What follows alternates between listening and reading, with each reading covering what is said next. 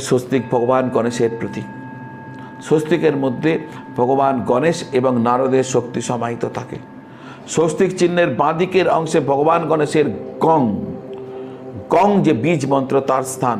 স্বস্তিক চিহ্নের বাঁদিকের অংশে ভগবান গণেশের গং বীজ মন্ত্রের স্থান। স্বস্তিকের মধ্যে যে 4 বিন্দু রয়েছে, সে 4 বিন্দু হচ্ছে গৌরী, পৃথ্বী, কচ্ছপ এবং অনন্ত দেবতারা বাস করছেন। স্বস্তিকের মধ্যে যে মধ্যবিন্দু সেটা ভগবান বিষ্ণুর নাভিস্থান।